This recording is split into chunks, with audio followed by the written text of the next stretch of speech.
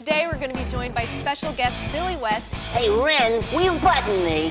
Oh, shut up, you fool! And comic historian. Woo, go me! Welcome to Marvel's Off the Rack.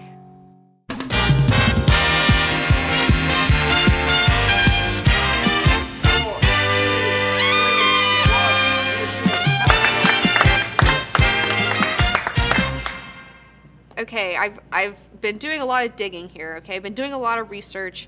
I've been reading these books about Hollywood and producing and global economies and the emerging China market and the emerging Russia market, okay? There's this one book called Sleepless in Hollywood, The New Abnormal, that's just really fascinating. Like, it's got a lot of really interesting stuff about this whole new emerging market thing that's going on. And, like, after seeing this movie, like, this movie is really apparently not made for American audiences. Like, this movie is very much made for the international audience, okay? And if you didn't know, the international audience used to count for 20% of the business of Hollywood. By 2008, it had come to be 50%, and then in this short time, it has evolved to 70-30, and now is soon to be 80-20, okay? Because Americans, we are not seeing movies as much anymore. So the New York Times reports that 2016 could be the worst year for movies based on tickets bought by U.S. adults since before the 1920s. I don't know if that's because, you know, we have like downloading. I don't know. There's a lot of different ins and outs. Okay, this is a very complex situation. I think a lot of it also comes down to the fact that people aren't going to see movies because they keep seeing remakes and reboots and sequels, and people are just tired of it. I think specifically the millennial audience is tired of it because we grew up with the best fucking shit around, okay? Like, I grew up with fucking Ghostbusters and like Beetlejuice and like RoboCop, like all this crazy stuff that was like all these original properties. And so, you know, you don't have people in America buying movies anymore. They're not going to the theaters. In fact, this is supposed to be like one of the like maybe shittiest years for millennials buying tickets since like 1920, okay? So because of that, on the other hand, okay, so we're also like, okay, I've seen a lot of movies, okay? I've seen a lot, specifically, let me just tell you, in horror movies specifically, I've seen so many fucking horror movies. I've seen so many fucking horror movies that I'm a snob, okay? I'm a fucking snob about them. And the thing about Hollywood is that they're kind of lazy. Like, a lot of these people at the top, they're not artists. They're fucking bean counters, you know? Like, they're fucking, like, they're money people. They just want to be able to say that they made a hit so they can keep their fucking job, okay? They don't care if they're making something that's like art and it's pushing the boundaries and it's great or whatever. They're just trying to keep their jobs, okay? So because of that, you know, you have this emerging international market in China and in Russia and other places, but mainly those two. And like, these people, they've never seen fucking movies like we've seen movies, okay? In fact, in 1994 was the first American movie released in China or something like that, like The Fugitive.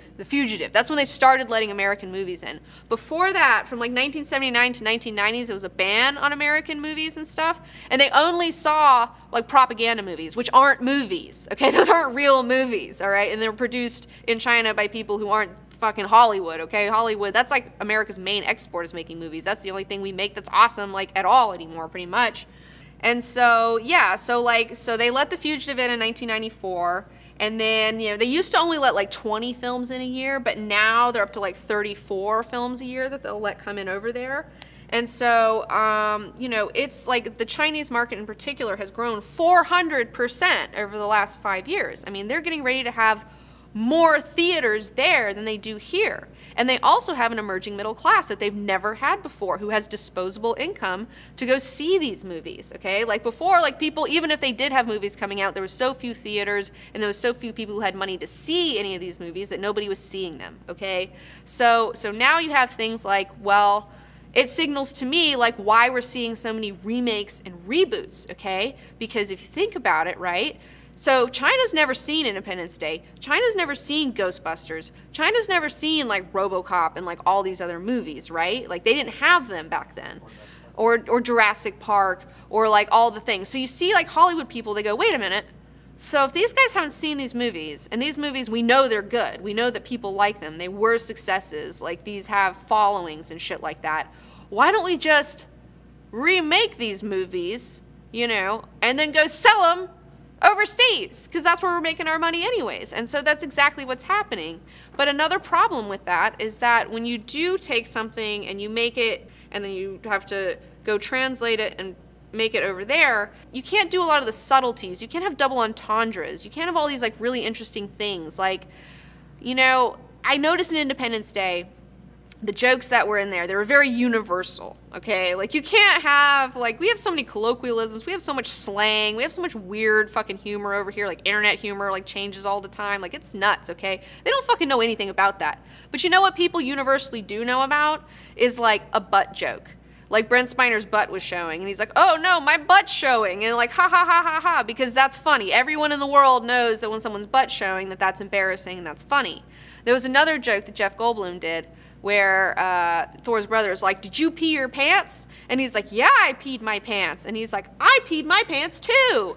And it's like, pee-pee jokes. That's a universal joke. Pissing your pants. Everyone around the world understands a pissing your pants joke, okay? So that's why we're getting the movies that we're getting. It's all about how, you know, this emerging market means that international audiences are influencing what movies we're going to see. You know, and the problem is with that is that these people aren't as media savvy as we are, okay? Like, they haven't grown up with this shit, so you can trick them, like Wild Wild West, you know, like fucking Will Smith was saying. Like, you can still trick them. You can't do it forever. They're eventually going to be like, no, fuck this. But for right now, you know, Hollywood's short-sightedness and their greed, they're going to beat that pony as long as they can. So they're going to trick these people with these dumb movies as long as they can until it doesn't work, and then they're going to be forced to change. Meanwhile, you know, audiences like us, highly sophisticated audiences that have grown up with tons of movies, that have watched tons of storytelling, we're getting movies that we're just like, what is this? Like, why? Like, this is not made for me, because it's not made for you. You know, it's not made for us.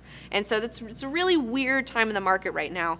And like, part of it to me is sad, because it's like, okay, I want to see like big budget Hollywood movies that are also made for me in mind, you know? Like, I would like to see things like that. Like, for example, Chris Pine was saying that you can't make a cerebral Star Trek, you know? And it's like, because, and you're right, you can't, because you have to sell it overseas. And that's why you can't make it with super ins and outs and diplomacy and people talking out their problems and like da-da-da-da-da. Like, you can't do that. You have to put explosions, because those are fucking, everybody understands explosions. That's a universal element. And so it's sad. I get it. It's a really interesting time in the market. Things are super nuts. You know, I mean, it's even, here's another thing. This is another thing that was crazy. I was reading this book. In Russia, you know how you see like Ice Age? There's a new Ice Age movie coming out.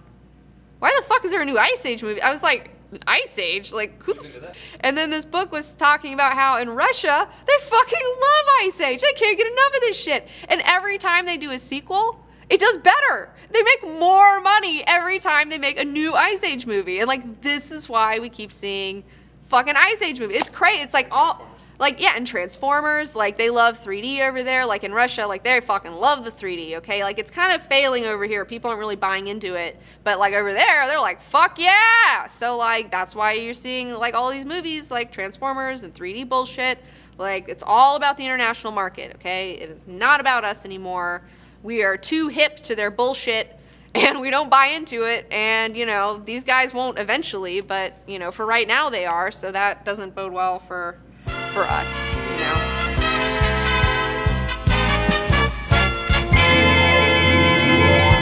Today, we'll be talking to Nathan Barnett.